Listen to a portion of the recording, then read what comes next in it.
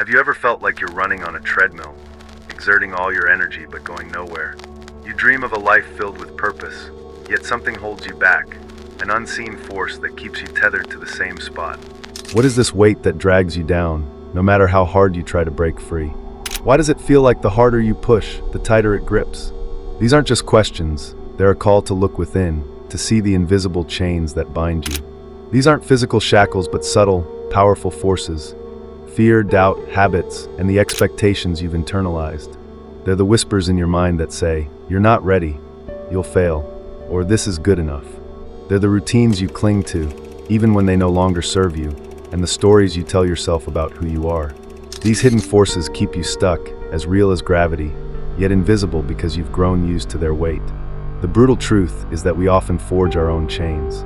We build cages with every excuse we accept, every fear we leave unchallenged, every tomorrow we promise ourselves. It's not a lack of talent or opportunity. It's the refusal to see the barriers we've created. The harshest reality? These chains feel safe. They're familiar, comfortable, even when they're suffocating. We convince ourselves this is just life, settling for a shadow of what we could become. Take John, a man in his 40s who always wanted to start his own business. He had ideas, plans, and passion, but every step forward was met with hesitation. What if I fail, he'd think. What will people say? So he stayed in a job he hated, telling himself it was secure, responsible.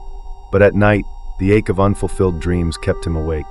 John's story is all too common, a life stalled by invisible chains we don't even question. As philosopher Jean-Paul Sartre said, man is condemned to be free, because once thrown into the world, he is responsible for everything he does. Yet freedom terrifies us because it demands we face our choices. The chains, fear of judgment, procrastination, societal pressure, are real, but they're not unbreakable. The first step is seeing them. Self-awareness is a skill. Learn to notice when you hesitate, when you deflect, when you choose comfort over growth. It's like flipping a switch in a dark room, revealing what's been holding you back. Being stuck carries an emotional toll, a quiet despair, a gnawing regret for what could be. But here's the spark: you are stronger than these forces. The question isn't whether you can break free, it's whether you're willing to try. The invisible chains are powerful, but so are you. Dare to ask, what's holding me back? And what would I do if I weren't afraid? Have you ever wondered why, despite your best intentions, you keep tripping over the same obstacles? You set out with a clear goal, a new career, a healthier lifestyle, a dream you've held for years. Yet something inside you pulls the brakes. Why do we sabotage ourselves just when we're on the verge of change? Why do we cling to patterns that keep us stuck, even when we know they're holding us back? The answer lies not in external barriers, but within the intricate, often treacherous landscape of our own minds. The truth is, the most formidable enemy you'll ever face is not the world outside, it's the one within. These are the psychological traps we fall into, the invisible snares we set for ourselves. They're not loud or obvious, they're subtle, insidious, and deeply personal. They take the form of self-sabotage, the seductive pull of the comfort zone, and the paralyzing conflict of cognitive dissonance. These traps are universal, yet they feel uniquely tailored to exploit our deepest fears and doubts. They are the reasons we procrastinate, hesitate, and settle for less than we're capable of. To break free, we must first understand these traps, because you cannot fight an enemy you cannot see. Let's start with self-sabotage, the quiet assassin of dreams. It's the voice that whispers, "You're not good enough," just as you're about to take a leap. It's the sudden urge to check your phone when you sit down to work on something meaningful. Self-sabotage thrives on fear of failure, but also fear of success. What if you succeed and can't handle the pressure? What if you achieve your dream and it's not what you imagined? These questions aren't rational, they're emotional landmines, planted by a mind that craves certainty over possibility. The harsh truth is this: every time you choose distraction over action, you're not just delaying progress, you're voting against your own potential. You become your own gatekeeper, locking yourself out of the life you want. Then there's the comfort zone, a trap so cozy it feels like home. It's the familiar routine, the predictable job, the safe choices that promise stability but deliver stagnation. The comfort zone isn't inherently bad. It's a place of rest, a sanctuary. But when it becomes a permanent residence, it turns into a prison. Why do we stay? Because change is messy, uncertain, and scary. The comfort zone offers a deal. Stay here, avoid risk, and you'll be safe. But safe from what? Growth, fulfillment. The brutal reality is that the comfort zone is a slow poison. It lulls you into complacency, dulling your ambitions until you forget what it feels like to want more. The longer you stay, the harder it is to leave, because familiarity breeds not just comfort but dependency. Cognitive dissonance is the final trap, the mental tug-of-war that keeps us paralyzed. It's the conflict between what you want and what you believe you can have. You dream of a bold, vibrant life, but a part of you insists you're not capable, not worthy, or not ready. This dissonance creates a fracture in your mind, a tension that's exhausting to sustain. So what do? We resolve it the easy way, by lowering our expectations, by shrinking our dreams to fit our fears. We tell ourselves, maybe this is all I'm meant for, because it's less painful than confronting the gap between who we are and who we could be. The cruelest truth? This dissonance isn't a flaw, it's a choice. You choose to believe the story that keeps you small, because facing the alternative means facing yourself. Consider Anna, a talented graphic designer in her late 20s. She had a vision of launching her own studio, creating art that inspired and moved people. But every time she started working on her portfolio, she'd freeze. She'd spend hours tweaking minor details, convincing herself it wasn't perfect yet. Deep down, she was terrified, not just of failing, but of succeeding and being seen. So she stayed in a dead-end job, designing uninspired ads for clients she didn't care about. Anna's story isn't unique. It's a mirror for anyone who's ever let fear masquerade as perfectionism or practicality. Her trap was self-sabotage, reinforced by a comfort zone she couldn't leave and a dissonance she wouldn't resolve. The result? A life on pause, a dream deferred. As psychologist Carl Jung once said, "Until you make the unconscious conscious, it will direct your life and you will call it fate." These psychological traps, self-sabotage, the comfort zone, cognitive dissonance, are unconscious forces until we shine a light on them. They thrive in the shadows of our minds, feeding on our unexamined habits and beliefs. But here's the spark of hope: you can learn to see them. Self-awareness is a skill, not a gift. It's the practice of noticing your patterns, when you procrastinate, when you make excuses, when you choose comfort over courage. It's asking yourself, why am I doing this? What am I avoiding? And sitting with the discomfort of the answer. This isn't easy. It's raw, sometimes painful, like peeling back layers of skin to reveal the truth beneath. But it's the only way to disarm the traps you've set for yourself. The emotional weight of these traps is heavy. There's a quiet agony in knowing you're capable of more, but feeling powerless to act. It's the frustration of watching opportunities slip by, the guilt of betraying your own potential, the slow burn of regret that grows with every unacted upon dream. But you are not powerless. These traps are not unbreakable. The first step is to recognize them for what they are. Not fate, not destiny, but choices you can unmake. Start small.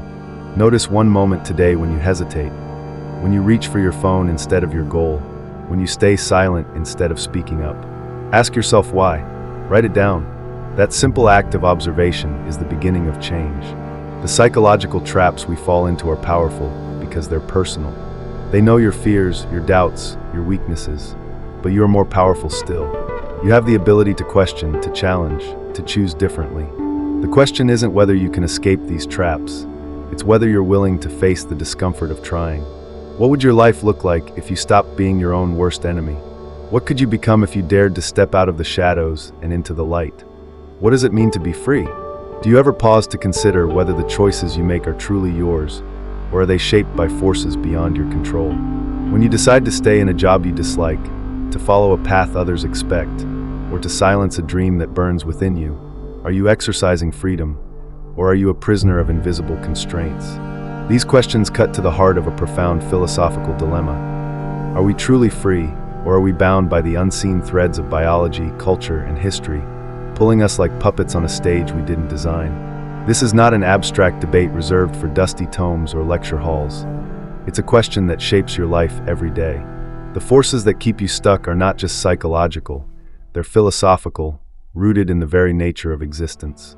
They manifest as the tension between free will and determinism, the weight of societal expectations, and the existential burden of responsibility. These forces are like currents beneath the surface of your life, steering you in ways you may not even notice. To break free, you must first confront them, because freedom is not a gift. It's a challenge, one that demands you question everything you've been taught to accept. Let's begin with the age-old debate of free will versus determinism. Are you the author of your choices, or are they scripted by factors outside your control? Your upbringing, your genes, the culture you were born into. These are not choices but givens, shaping your desires, fears, and beliefs before you could even question them. If you were raised to value security over passion, to prioritize others' approval over your own truth, how free are you when you act on those values? Determinism whispers that your path is already paved, that your decisions are the inevitable result of a chain of causes stretching back to before you were born. The harsh truth is this: much of what you call choice is a reflex, a response to conditioning you've never examined. You may feel free, but feeling free is not the same as being free. Then there are societal expectations, the invisible scripts we're handed from birth. Society tells you what success looks like: a stable job, a certain lifestyle, a predictable trajectory. It dictates what's normal, what's acceptable, and what's too risky. These expectations are not laws written in stone. They're stories, collective agreements about how life should be lived. Yet they bind us as tightly as any chain. Why do you hesitate to pursue a dream that doesn't fit the mold? Why do you feel guilt when you deviate from what others expect? Because society's voice has become your own, whispering that stepping out of line is dangerous, that belonging requires conformity. The brutal reality is that these expectations are not designed for your freedom. They're designed for control, to keep the system running smoothly, even if it means sacrificing your individuality. Finally, there's the existential burden of freedom itself, what philosophers call the anguish of choice. If you are free, you are responsible for everything you do, and everything you don't do. This is no small thing. To choose is to risk, to fail, to face the unknown. It's easier to stay stuck, to blame circumstances, to say, this is just how things are. But existential responsibility demands that you own your life, that you confront the terrifying truth that your choices shape your reality. The philosopher Jean-Paul Sartre captured this perfectly. Man is condemned to be free, because once thrown into the world, he is responsible for everything he does. This freedom is not a comfort, it's a weight. It's the anxiety of knowing that every moment you remain stuck is a moment you've chosen to stay there. The cruelest truth? You are free, but freedom comes at a cost. The courage to act in the face of uncertainty. These philosophical forces, determinism, societal expectations, existential responsibility, are not abstract theories. They are the currents that shape your daily decisions. They're why you hesitate to change careers, why you silence your voice in a meeting, why you push your dreams to someday. They're the reason you feel stuck, even when you can't pinpoint why. But here's the spark of hope: you can learn to question them. Critical thinking is a skill, a muscle you can strengthen by challenging the assumptions you've inherited. Ask yourself, is this belief truly mine, or was it given to me? Does this expectation serve my growth, or someone else's agenda? What would I choose if I weren't afraid of responsibility? These questions are not comfortable. They're confrontational, forcing you to peel back the layers of your conditioning. But they are the path to freedom. The emotional weight of this dilemma is profound. There's a quiet terror in realizing your choices may not be as free as you thought, a grief in recognizing how much of your life has been shaped by forces you didn't question. There's also a rage, a righteous anger at the systems, internal and external, that have kept you tethered. But there's power in this awareness. To question is to reclaim agency. To doubt the stories you've been told is to rewrite them. You are not a puppet, not a victim of fate. You are a being capable of reflection, of choice, of defiance. The philosophical forces that keep you stuck are strong, but they are not invincible. They thrive only as long as you let them go unchallenged. The skill of critical thinking begins with small acts of rebellion. Pause before you accept a should as truth. Notice when you're acting out of habit rather than intention. Ask, why am I doing this? Whose voice is guiding me? Write down one belief you've never questioned, about success, about failure, about what's possible, and interrogate it. Is it true? Does it serve you? This practice is not easy. It's like waking from a long sleep, disorienting and raw. But it's the only way to loosen the grip of these philosophical chains. Freedom is not found in certainty. It's found in the courage to question, to doubt, to choose. So, are you truly free? Or are you living a life scripted by forces you've never examined? The philosophical dilemma is not just a question, it's a call to arms. You have the power to challenge the currents that steer you, to rewrite the stories that bind you. The question is not whether you can be free, it's whether you're willing to face the discomfort of claiming that freedom. What would your life look like if you dared to question everything? What could you become if you chose to live as if you were truly free? What would it feel like to move forward, not just in your dreams, but in reality?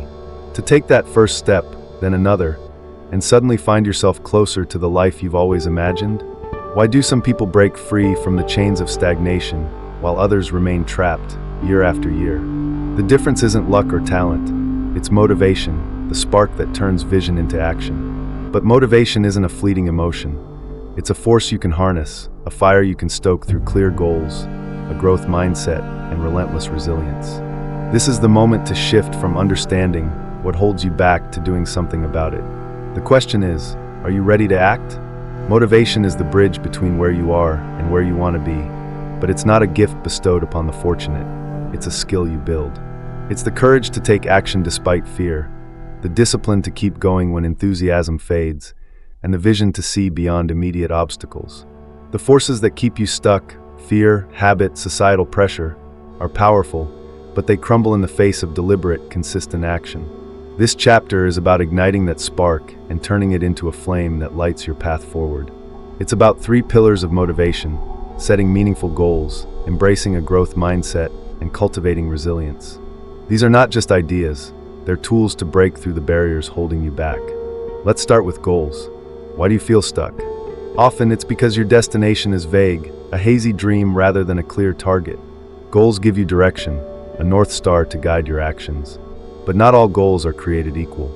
A goal like, I want to be successful, is too broad, too slippery to hold on to. A meaningful goal is specific, personal, and tied to your deepest values, something that makes your heart race and your resolve harden. Imagine wanting to write a book. Instead of I'll write someday, a clear goal is, I'll write 500 words every morning for 3 months. Specificity turns dreams into plans. The harsh truth? Without a clear goal, you're not stuck, you're just wandering. And wandering feels like stagnation because it leads nowhere. Next is the growth mindset, the belief that your abilities can evolve through effort and learning. When you're stuck, it's easy to believe you're not good enough or that success is for others. A growth mindset flips the script. It sees challenges as opportunities, failures as lessons, and effort as the path to mastery. If you're afraid to start a new career because you lack experience, a growth mindset says, I can learn, I can improve. It's not about denying your limits, it's about refusing to let them define you. The brutal reality is that a fixed mindset, one that clings to I can't, is a self-fulfilling prophecy. You're not stuck because you lack ability, you're stuck because you've decided you can't grow. Resilience is the final pillar, the grit to keep going when the initial spark of motivation fades. Action isn't a one-time event, it's a series of choices, each one harder than the last. You'll face setbacks, rejections, doubts, moments when quitting seems easier. Resilience is what keeps you moving. It's the voice that says, try again, when you fail. It's the discipline to show up, even when you don't feel like it. The cruelest truth? The path to your dreams is paved with discomfort, and most people give up not because they can't succeed, but because they can't endure. Resilience isn't about never falling. It's about getting up one more time than you fall. Consider J.K. Rowling, whose journey embodies these principles. Before Harry Potter became a global phenomenon, she was a single mother struggling with depression and financial hardship. Her manuscript was rejected by 12 publishers, each rejection a blow to her dream. But she had a clear goal, to share her story with the world. She embraced a growth mindset, learning from each rejection to refine her work. And she was resilient, submitting her manuscript again and again, refusing to let failure define her. Her story isn't just inspiring, it's proof that motivation, fueled by purpose and persistence, can overcome even the most daunting obstacles. As Charles Darwin said, it is not the strongest of the species that survives, nor the most intelligent, but the one most responsive to change. Motivation thrives on adaptability, on your willingness to act, learn, and persist. But this isn't just about grand gestures, it's about small, deliberate steps. The emotional weight of being stuck is heavy, the frustration of unfulfilled potential, the ache of watching time slip by, the quiet regret that grows with every what if. Yet there's a fire in that pain, a spark that can ignite action. The fear of regret is a powerful motivator. Far worse than failing is the knowledge that you never tried. Learning to harness motivation is a skill, and it starts with practice. Set one clear, meaningful goal today. something small but tied to your deeper desires. Write it down, break it into steps, and commit to one action, no matter how tiny. Cultivate a growth mindset by reframing challenges. Instead of "I can't," ask, "How can I learn?" Build resilience by celebrating small wins and refusing to let setbacks define you. These skills are not innate, they're forged through repetition, through choosing action over inertia. Each step forward weakens the forces holding you back, like cracks spreading through a wall. The emotional stakes are high. There's a raw, visceral pain in knowing you're capable of more, but feeling trapped by your own hesitation. There's anger, too, at yourself, at the world, at the unfairness of how hard change can be. But there's also hope, a burning possibility that you can be more, do more, live more. Motivation is not about waiting for the perfect moment. It's about creating it. It's about choosing to act, even when you're scared, even when you're unsure. The forces that keep you stuck are real, but so is your power to break through them. What would happen if you took one bold step today? What could your life become if you chose action over fear? The power of motivation lies within you, waiting to be unleashed. The question is not whether you can move forward, it's whether you're willing to start. Take that step. Let action be your rebellion against stagnation. What's waiting on the other side?